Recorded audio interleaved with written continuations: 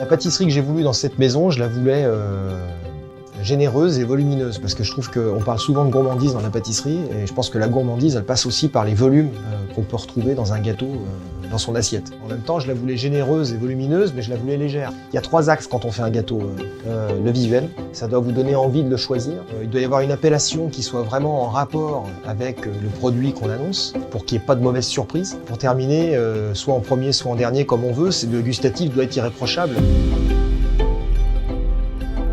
En France, on connaît la madeleine, les étrangers ne connaissent pas forcément la madeleine. Ce qui est génial, c'est de se dire qu'un gâteau qui n'est pas un millefeuille, qui n'est pas un éclair, qui n'est pas une tarte au citron, est quand même, et qui est fait à base de miel de châtaignier, donc un miel qui est quand même de caractère. Vous ne pouvez pas faire un gâteau avec un miel d'acacia, c'était pas possible. Et c'est pour ça que j'ai choisi le miel de châtaignier, qui a beaucoup de profondeur, qui a une belle amertume, et qui amène pas du sucre pour du sucre. Quand on sait que ce gâteau est la 2e meilleure vente des pâtisseries, ça fait plaisir parce que ça veut dire que quelque part, il y a un équilibre qui est là et il plaît. Parce qu'en général, dans les gâteaux, dans les vitrines, quand vous avez autant de choix, c'est souvent les millefeuilles, les éclairs, le classique d'avant qui reste aujourd'hui en tête des ventes.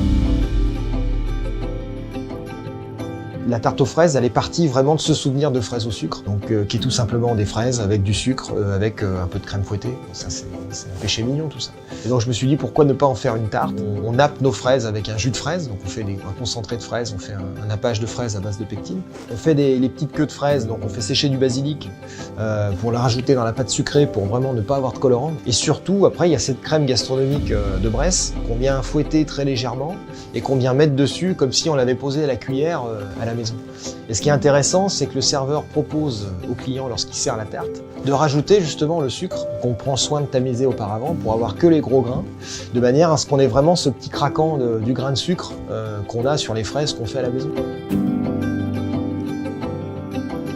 Tarte au citron, moi j'aime beaucoup ça, mais j'aime pas la meringue dessus. La meringue italienne dessus, ça m'écœure, je trouve que c'est trop sucré.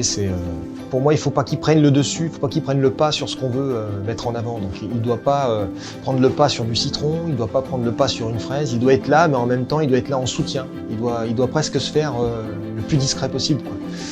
Dans la tarte au citron, pourquoi j'ai enlevé la meringue? Parce que justement, je suis parti sur un blanc en neige. Le blanc en neige a beaucoup moins de sucre. Et du coup, ça me permet d'avoir une tarte encore plus volumineuse, moins écœurante, plus légère et moins sucrée. C'était tout l'intérêt de cette tarte. Le cheesecake, c'est un produit aussi que j'aime beaucoup. On travaille avec un fromage frais, bien sûr, qui n'est pas le fameux fromage américain. Et donc, à l'intérieur, on a mis une petite confiture de fraises et on travaille en mousse. Parce qu'en fait, le cheesecake, souvent, il est cuit avec des œufs, donc c'est un peu dense. Et nous, on en fait une mousse comme si c'était Donc, on rajoute un petit peu de crème montée dedans. Et ça nous fait notre mousse cheesecake. Sur le dessus, on rajoute des fraises des bois. Et on a un sablé, surtout, que je voulais très friable et très fragile. Pour que, justement, il vienne parfaitement s'effriter lorsqu'on le met en bouche, de manière à ce qu'il puisse parfaitement enrober toute cette crème et qu'il n'y ait pas d'écœurement qui se crée avec la crème et qu'on finisse sur ce sablé un peu qui reviendrait en fin de dégustation.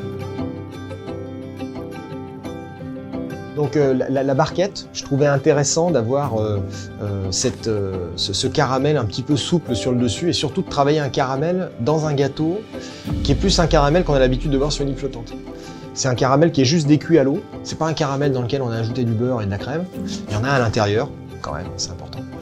Pourquoi? Parce qu'il ramène autre chose, il ramène une amertume et il ramène un goût de caramel qu'on a plus l'habitude de retrouver sur une île flottante que sur un gâteau. Et ça transforme vraiment le regard qu'on a sur le caramel, ça permet vraiment d'équilibrer le côté sucré sur un dessert qui est fait quasiment qu'avec du sucre, parce que pour avoir un caramel sans sucre, c'est compliqué, quoi. Ça, c'était quelque chose que je voulais vraiment, quoi. Et ce petit côté un peu bijou avec cette feuille d'or qu'on utilise très rarement, mais là, pour le coup, je trouvais que c'était vraiment intéressant. De cake, c'est quoi? C'est un cake marbré, c'est du cacao, c'est de la vanille. On a fait un biscuit marbré, on y a mis une réduction de vanille intense à l'intérieur, une mousse qui est ultra légère. Je dis vraiment ultra légère, parce que quand vous la coupez, vous voyez vraiment le côté bullé de la mousse. Et on en a floqué les côtés sur un moule qu'on a créé, et avec un chablon pour représenter toujours la même marbrure. Très content de ce dessert aussi, parce qu'il est très généreux, donc vraiment dans ce que j'aime. Et en même temps, il est ultra léger. Il nous replonge vraiment en enfance, celui-là. Je voulais qu'il nous ramène presque aux savanes qu'on a pu connaître, quoi. Avec forcément que des produits de qualité. Mon inspiration, je la puise en moi, je la puise dans tout ce que je peux voir, tout ce qui m'entoure. Il y a plein de choses qui découlent un petit peu de l'environnement dans lequel on évolue, de ce qu'on voit, des produits qu'on nous fait goûter aussi, des rencontres. Et des échanges qu'on peut avoir avec nos équipes aussi, ça c'est sûr. Et la finalité, elle est vraiment dans nos tripes par rapport à ce qu'on ressent et ce qu'on veut d'une dégustation. Je pense que la dégustation est hyper importante dans un gâteau en fait. On doit vraiment avoir des contrastes, mais surtout pas des opposés de texture. Il faut que tout se mélange parfaitement en bouche si on veut avoir un résultat intéressant.